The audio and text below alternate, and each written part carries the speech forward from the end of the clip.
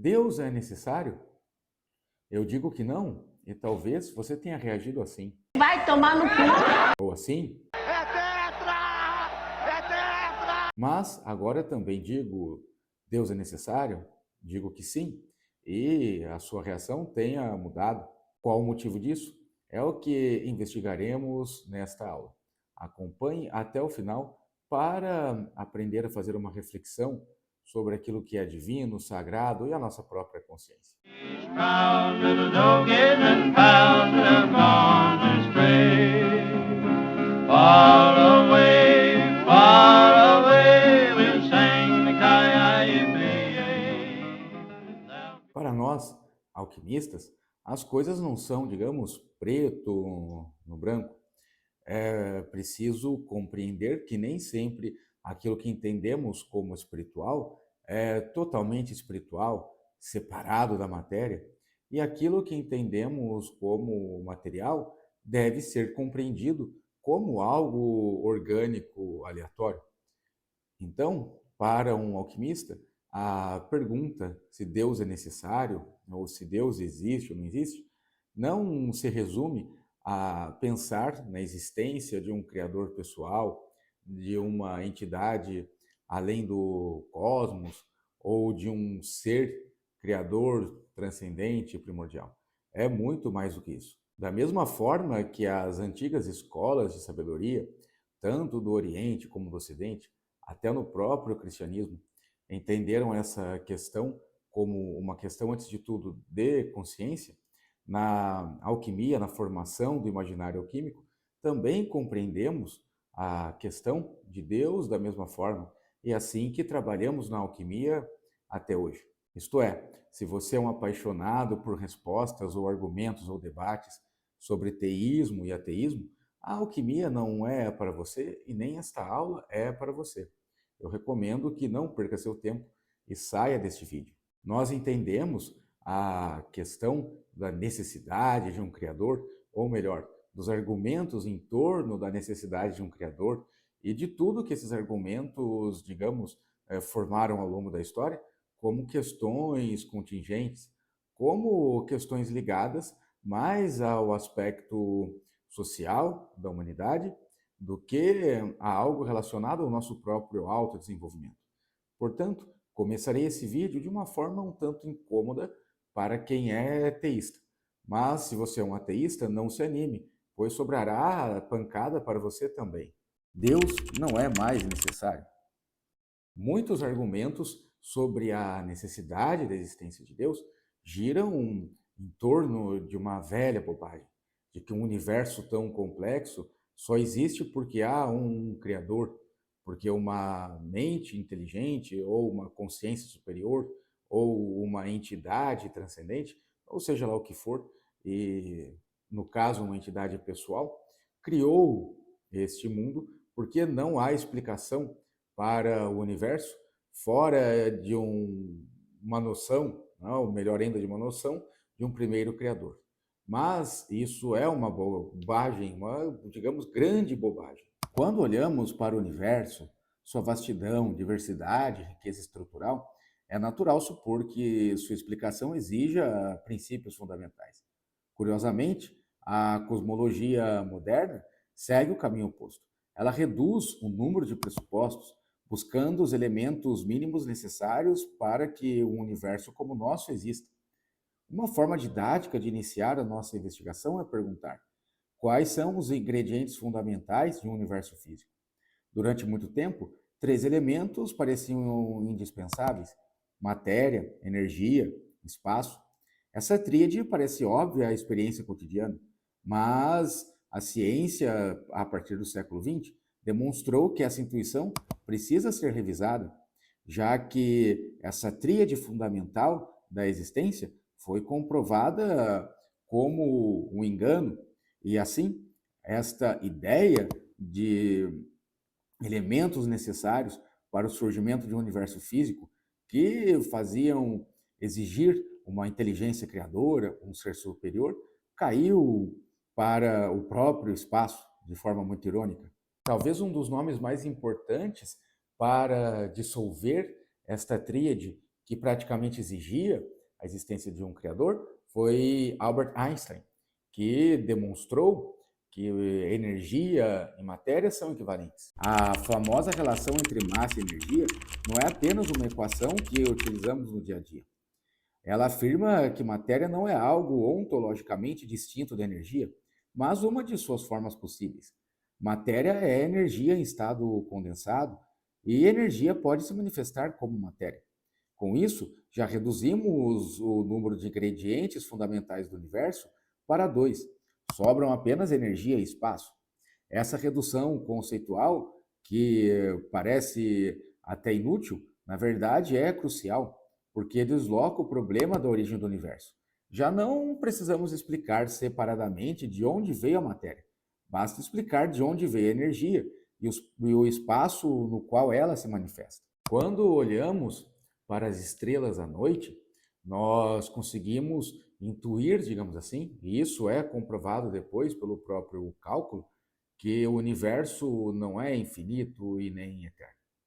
Se o universo fosse eterno e infinito, por conta de diversos fatores da física, fatores de cálculo de leis que valem tanto na Terra como no espaço, o nosso céu seria um grande inferno de luz de estrelas. E na verdade não é assim. Então, o espaço vazio, a ausência de estrelas no espaço, a escuridão da noite, nos revela que, na verdade, o universo não é infinito e muito menos eterno. Ele possui um surgimento. E em uma das principais teorias sobre o surgimento do universo é a teoria do Big Bang, que não ocorreu em um espaço pré-existente. Ele, na verdade, é o surgimento simultâneo do espaço, do tempo, da energia, das estruturas físicas. Isso já rompe de cara com a imagem intuitiva de algo que explodiu dentro de um vazio, e assim seria necessário um agente eterno, imortal e, digamos, além desse próprio universo, para fazer com que espaço, tempo, energia e as coisas necessárias para as estruturas físicas existissem. O próprio palco da realidade física surge a partir de um evento inicial. Então, já podemos perguntar de cara, como algo tão vasto e energeticamente rico pode surgir sem violar as leis da física? É aqui que chegamos de um dos pontos mais estranhos e mais mal compreendidos, que acabam servindo para pessoas que não dominam muito bem a própria razão humana e as descobertas científicas afirmarem a necessidade de um criador. Isto é, a ideia de energia negativa associada ao campo gravitacional. Na física clássica, estamos acostumados a pensar a energia como algo sempre positivo. Contudo, a teoria gravitacional demonstra que sistemas ligados gravitacionalmente possuem energia potencial negativa. Isso não é uma metáfora, é resultado matemático preciso e comprovado. Quanto mais fortemente ligados os dois corpos estão pela gravidade, mais negativa é a energia associada ao sistema. Em uma escala cosmológica, isso tem consequências profundas. Quando aplicamos esse raciocínio ao universo como um todo, surge uma possibilidade surpreendente.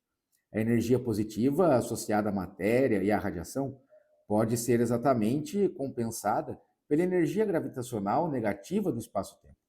Se esse balanço for perfeito, o resultado líquido é zero. Isso não significa que nada existe, mas que a contabilidade energética total do universo não exige um aporte externo. Isto é, o universo, nesse sentido, ao surgir de forma espontânea e gerar as próprias condições para que ele exista, não viola nenhuma lei ao existir. E o espaço, conforme a teoria da relatividade geral já comprovou, não é um palco vazio.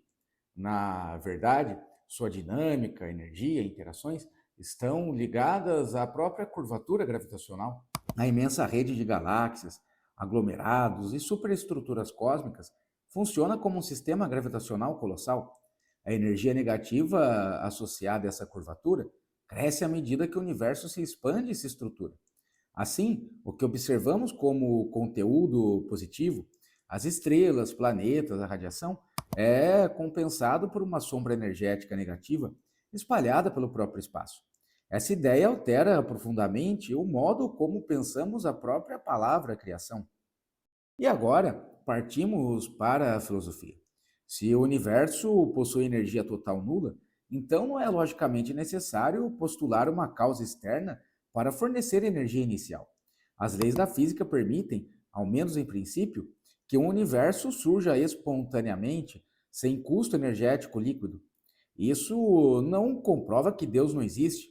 Na verdade, é apenas uma restrição conceitual filosófica.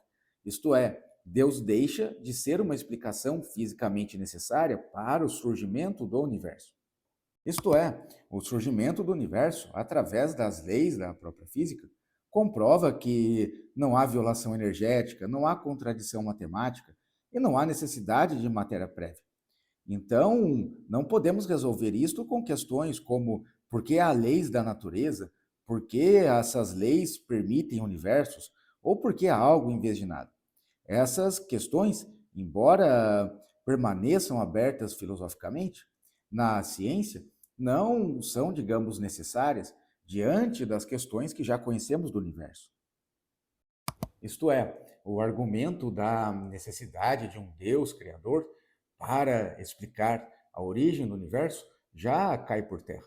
As informações que temos hoje já demonstram que, caso pensemos que Deus é necessário por conta do universo ter surgido e continuar a existir, já não tem mais cabimento. No mundo macroscópico, a causalidade linear, como vemos em Aristóteles, em São Tomás de Aquino e até mesmo em Newton, parece explicar muito bem o funcionamento deste mundo e serve muito bem para, digamos, as coisas macroscópicas do dia a dia. Mas, a partir das informações quânticas que temos hoje, já há uma certa limitação, digamos assim. Quando descemos para escalas subatômicas, o comportamento da natureza muda radicalmente. Na mecânica quântica, partículas podem surgir espontaneamente. Elas podem existir por intervalos breves e desaparecer sem deixar vestígios, para que reapareçam em outro ponto do espaço. Esses fenômenos não violam leis físicas e, ao contrário do que vigaristas tentam distorcer no uso da mecânica quântica, são fenômenos previstos pelas leis da física. O nada quântico está longe de ser um vazio absoluto, mas é só um estado instável, governado por probabilidades. A criação espontânea de entidades, por exemplo, não é uma exceção. É parte do funcionamento normal da realidade em escala fundamental. E aqui voltamos ao nosso argumento. As evidências cosmológicas indicam que o universo, em seu início, esteve comprimido a dimensões menores que as de uma partícula subatômica. Isso tem consequência conceitual decisiva. Se partículas podem emergir espontaneamente em escalas microscópicas, de novo não há impedimento lógico ou físico para que o universo, enquanto sistema total, tenha emergido de modo análogo. A diferença entre uma partícula virtual e um universo não é qualitativa, mas quantitativa. As leis são as mesmas, apenas a escala muda. Portanto, a expansão inicial do universo não foi uma liberação de energia. Na verdade, foi a criação do próprio espaço. E aqui é um ponto crucial. O espaço não é um recipiente vazio onde coisas acontecem. Ele é parte do sistema físico. E ao surgir, foi o espaço quem permitiu a expansão, a separação de estruturas, o armazenamento de energia gravitacional negativa necessária para manter o balanço total em zero. Portanto, de novo, reforçamos o argumento, o universo não precisou tomar emprestado energia de lugar algum. E aqui, o argumento teológico pode fazer uma pergunta, mas esta escala quântica, por exemplo, não aponta para a necessidade de um criador? A resposta é, obviamente, não, pois a ciência descreve como as leis operam, não porque elas existem. O erro conceitual ocorre quando se tenta tratar Deus como uma causa física dentro do sistema, algo que aciona o Big Bang do mesmo modo que um fósforo acende uma chama. Isso pressupõe pontos que já foram refutados, como a pré-existência do tempo, se havia um antes ou um algo antes do Big Bang, ou se havia uma cadeia causal anterior. É exatamente aqui que a relatividade geral muda completamente o jogo. Einstein demonstrou que espaço e tempo não são entidades independentes. Eles formam uma única estrutura, o espaço-tempo. No Big Bang, não surgiu apenas o espaço, o próprio tempo começou ali. Se o tempo tem um início, então não há necessidade de um algo ou de um antes do universo, antes do surgimento do universo. Não há um momento anterior no qual algo pudesse causar o Big Bang. Não há sentido físico em perguntar o que veio antes do tempo. Causalidade pressupõe sucessão temporal. Onde não há tempo, não há causa no sentido clássico. E a relatividade também nos oferece um paralelo muito curioso. Em regiões de gravidade extrema, como buracos negros, o tempo se comporta de maneira que contraria a nossa intuição de forma absoluta. À medida que um objeto se aproxima de um buraco negro, o tempo desacelera. Processos físicos parecem congelar e, no limite, o próprio conceito de tempo deixa de fazer sentido. O início do universo representa uma situação parecida, mas invertida. Não é o colapso do tempo, mas o seu próprio nascimento.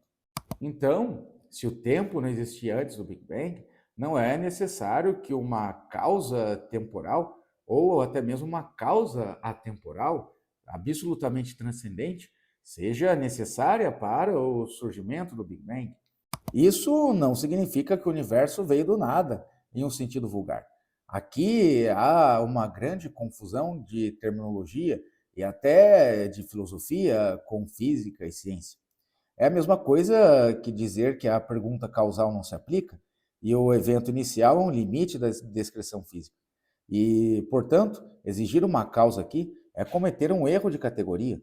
Portanto, podemos afirmar que o universo pode surgir muito bem sem violar leis físicas, aí, ao mesmo tempo, também não é necessário postular um agente externo para iniciar o processo. A causalidade clássica não se aplica como argumento para o início do tempo.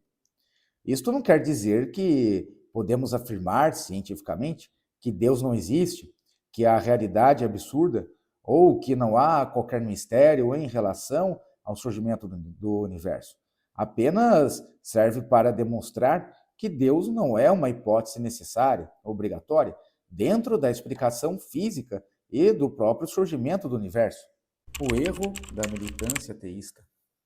Teólogos cristãos, judeus, muçulmanos, filósofos da Índia, da China, do Japão, as tradições da África, da Ásia, das Américas antigas, também possuem, digamos, seus argumentos em relação à existência de deuses, divindades, e que são mal interpretados pela ideologia ou por uma determinada militância ateísta. Pois tudo que afirmamos até agora não é uma comprovação de que Deus não existe. Dizer que Deus não é necessário para a explicação da física do universo não quer dizer que comprovamos que Deus não existe e que os teólogos de todas as religiões, os diversos filósofos que postularam alguns argumentos ou escreveram teodiceias, eram todos uns supersticiosos e ignorantes. Pois a teologia apofática cristã, por exemplo, do Pseudo Dionísio, de São Gregório Palamas, também em alguns aspectos de Santo Agostinho e tantos outros pensadores cristãos, nunca colocou Deus dentro do tempo. Assim também, os sábios da Índia, do Islã, Maimônides no judaísmo, nunca também fizeram a mesma coisa. Deus, nesse modelo, ele não é um evento e nem uma causa anterior, nem aquele ser que acendeu o fósforo na tocha do Big Bang. Deus é pensado como fundamento do ser, aquilo pelo qual o tempo, o espaço e as leis existem agora. Deus não é algo que cria no tempo, Deus cria o próprio tempo. O Big Bang, por exemplo, pode ser totalmente explicado por leis quânticas, e isso necessariamente não exclui Deus, apenas exclui uma ideia divina mal concebida. Por exemplo, Diz assim o pseudo Dionísio em Teologia Mística. Devemos dizer que ele não é nem alma, nem mente, nem imaginação, nem razão, nem existência, nem não existência, nem nome, nem conhecimento, nem qualquer coisa conhecida por nós ou por qualquer outro ser existente, nem luz, nem escuridão, nem definição alguma. E assim também diz o Kena Upanishad, da tradição hindu, Brahman, o absoluto, é livre de nomes e formas e, portanto, o conhecimento mundano deve ser transcendido em absoluto. Rumi, o famoso místico sufi, disse: o silêncio é a linguagem de Deus. Todo o resto da existência não passa de pobre tradução. Duns Scotus também disse que Deus não seja nomeável por nós com algum nome que signifique a essência divina em si, como um isto. Sim, conforme estudamos até agora, percebemos que Deus não é necessário. As leis da física, o funcionamento do universo, apontam para que Deus não só não é necessário para a existência do universo, como o próprio ser humano não precisa da existência de um Deus para justificar a sua existência. Pelo contrário, as leis da física, as leis da natureza, nos apontam que nossa existência não comprova de forma alguma a criação, ou pior ainda, a intervenção direta de Deus na nossa existência. Por exemplo, o universo, com o perdão da expressão, está cagando para não só o indivíduo, como para a humanidade como um todo. As leis que destroem e renovam a natureza ao mesmo tempo são sempre as mesmas. O ser humano não é especial. As leis que se aplicam, que observamos na formação e na morte de uma estrela, são as mesmas que explicam a origem do ser humano enquanto tal e também o seu destino orgânico após a morte. E é daí que vem o erro do argumento ateísta, de que tudo isso comprova que Deus não só não é um ente necessário, como que Deus não existe. Na verdade, fazer uma leitura mecanicista e racionalista de Deus é um grande erro. Assim como religiosos muitas vezes confundem noções filosóficas e metafísicas com experimentos e comprovações científicas, ateístas também tentam reduzir a existência de Deus a um problema que não é deste campo. Pois Deus, pelo menos para os grandes filósofos, pensadores e teólogos, não é um ente entre outros entes, que é passível de análise lógica ou científica. Essa visão ateísta ignora duas dimensões fundamentais do divino. Em primeiro lugar, que é a transcendência ontológica. Deus não é um objeto no mundo, mas o fundamento de toda a realidade.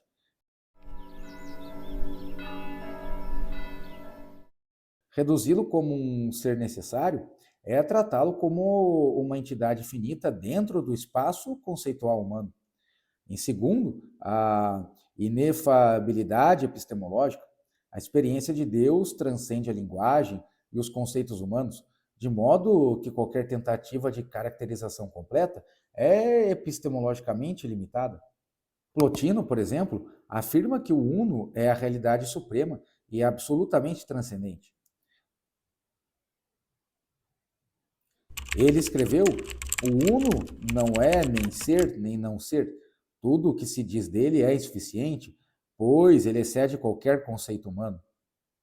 Portanto, em Plotino, a própria criação não é, digamos, algo criado por um ente entre os entes, por algo finito ou infinito, mas uma emanação da fonte de toda a realidade.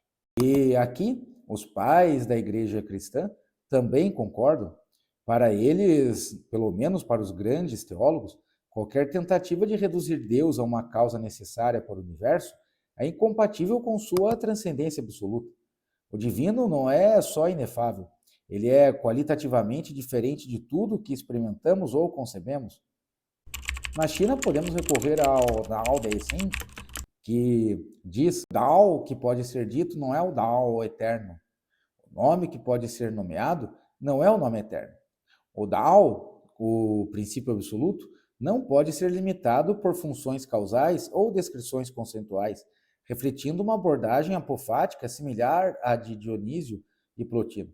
Assim como o Uno ou Deus transcendente, o Tao não é simplesmente um agente necessário para a criação, mas a realidade última que excede toda linguagem e todo entendimento. A solução de um alquimista. Conforme eu falei no começo da aula, para um alquimista, as coisas não são tão preto no branco. Repetindo aqui o que eu disse. Essa repetição é para reforçar um ponto essencial na pedagogia alquímica, em como a alquimia ensina a enxergar o mundo. Pois aqui recorremos ao seguinte: a questão sobre a existência de Deus, ou de um ser criador, ou de deuses, não é uma questão ligada diretamente ao surgimento da matéria, ao surgimento da vida humana, à consciência humana enquanto fenômeno psicofísico. Na verdade, quando observamos tais questões, estudamos muito a filosofia, a história das ciências, a história das religiões, a teologia, a antropologia. Todas as ferramentas possíveis para a compreensão da realidade são utilizadas por um alquimista para chegar a uma resposta. É assim que surge uma ilusão. Deus como um ente separado, localizado, um ponto no espaço ou um conceito filosófico. Esta ilusão atinge tanto ateístas como teístas, que são fissurados em discussões, porque tenta reduzir Deus a uma questão de matéria, de causalidade, de existência mensurável no universo. Um alquimista percebe que o homem que começa a observar a si mesmo perceberá que Deus não é questão de existência da matéria, mas de realização da consciência. Deus é uma função, uma operação interna, uma qualidade de consciência despertada. O que o homem chama de universo é o palco sobre o qual se manifestam as reações mecânicas.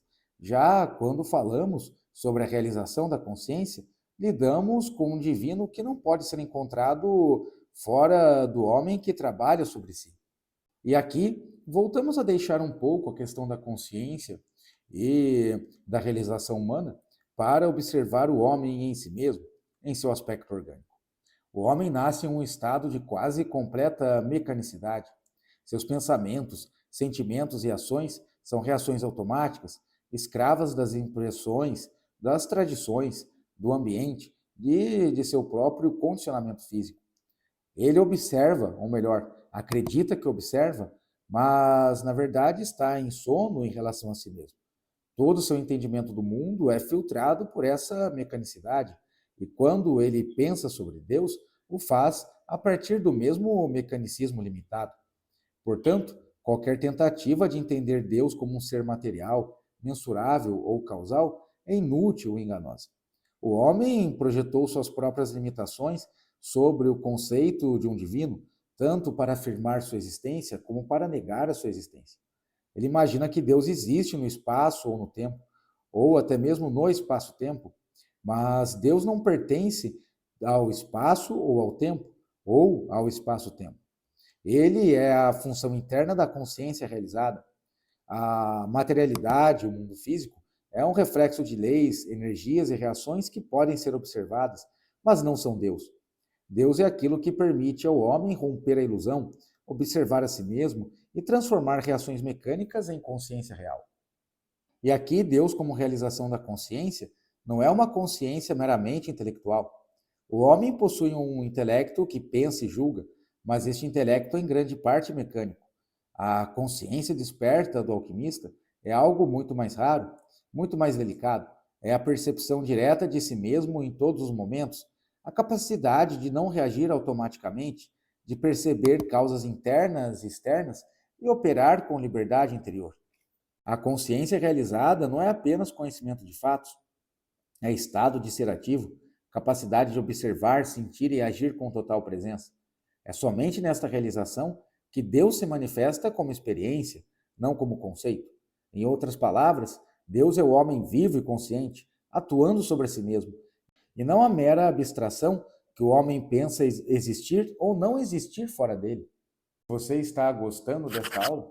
Entre em contato aí no nosso Instagram, está passando aí na tela, também na descrição do vídeo, e procure os nossos cursos sobre alquimia, filosofia, arte e cultura para aprender a raciocinar e compreender de uma forma mais consciente.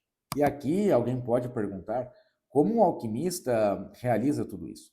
O alquimista entende que o ser humano deve aprender a dividir-se internamente, a observar suas partes mecânicas e a harmonizá-las. O homem contém múltiplos eus, isto é um fato. Ele possui um corpo reativo, emoções automáticas, pensamentos condicionados. Cada um desses sistemas funciona quase como máquinas, gerando movimentos sem consciência. O nosso trabalho alquímico é despertar a atenção e recolher forças. A energia desperdiçada em hábitos mecânicos e distrações deve ser retida e dirigida para a consciência, permitindo que o homem perceba a sua unidade interna. Quando esta unidade se aproxima, quando a atenção se torna contínua e a percepção não está mais fragmentada, a experiência de Deus se manifesta. Deus não é captável, mas é vivenciado. É um estado de presença absoluta, de autocompreensão. E aqui há uma chave muito clara na alquimia. Deus não é objeto de estudo, não é conceito filosófico.